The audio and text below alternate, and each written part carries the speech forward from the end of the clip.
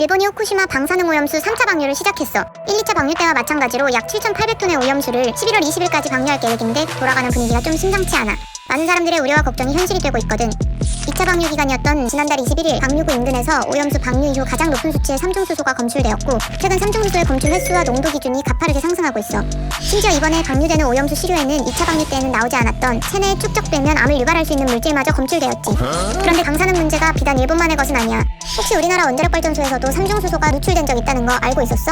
오늘은 면적 대비 원전의 개수, 원전 근처에 사는 사람 수 모두 세계 1등인 우리나라 원자력발전소에 대해 이야기를 좀 해볼까 해.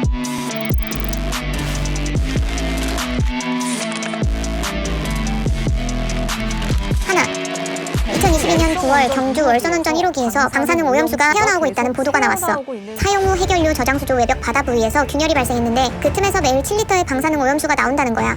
뿐만 아니라 꾸준히 핵 폐기물이 저장되어 있는 월성 2호기 사용 후 해결류 저장 수조 내부에서는 갈라지고 깨진 흔적이 나왔어. 이뿐만이 아니야. 월성원전 3호기에서 고농도의 삼중수소가 검출됐고, 2호기 인근에 설치한 지하 관측정에서도 고농도의 삼중수소가 확인됐다는 지적이 나왔어. 이를 검증하기 위해 2년간 민관이 합동조사를 했는데 배수배관의 노후와 공기 중의 삼중수소 전이 현상 때문이라고 발표했지. 또 주변 지역으로 유출될 가능성은 없다고 했어. 없었습니다. 둘, 일본이 오염수를 방류하겠다고 했을 때 우리 정부가 뭐라 그랬는지 알아? 우리나라의 연간 삼중수소 배출량이 일본보다 많다고 했어. 물론 일본 정부 옹호하려는 의도도 있었겠지만 이 말을 곱씹어보자면 우리나라 역시 방사능으로부터 안전하지 못하다는 이야기잖아. 국내 원자력 안전법은 사람이 살 수 없는 제한구역을 원자로 중심으로 경수로는 반경 560에서 700m, 중수로인 월성 핵발전소는 반경 914m로 설정해놨거든. 땅덩어리가 작은 나라다 보니 이 제한구역의 경계선 인접에는 많은 주민들이 살고 있어. 그럼 이 주민들은 과연 안전할까?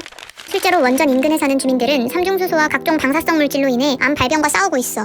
원전 반경 10km 이내에 거주하는 주민들의 암 발병률은 평균보다 약 31%나 높고, 반경 10km에서 20km 구역과 비교했을 때는 44%나 높았어. 2015년에는 원전 인근에 5년 이상 살면서 갑상선암 진단을 받은 환자 618명과 그 가족 2,882명이 한국수력원자력을 상대로 소송을 제기했어. 그런데 지난 8월 부산고등법원은 주민들의 손해배상 청구를 기각했어. 주민들의 암 발병 원인을 방사선으로 특정하기 어렵고 방사성 물질 배출이 기준치 미만이라며 한수원의 손을 들어준 거야. 월성원전 반경 5km 내 주민 77%에서 삼중수소가 검출되었고, 주민 47%의 염색체가 심각하게 손상됐다는 환경부 조사 결과가 나왔음에도 재판부가 인정을 안 한 건데, 내 몸이 증거라며 싸우고 있는 주민들의 목소리는 하나도 반영되지 않고 있는 게 슬플 뿐이야. 셋, 혹시 우리나라에는 원전이 몇 개가 있는 줄 알아? 현재 가동 중인 원전은 25개인데 최근 신한울 2호기가 시운전에 들어갔어. 이 시운전이 끝나고 상업운전을 하게 되면 가동 원전수는 26개로 늘어나게 되지.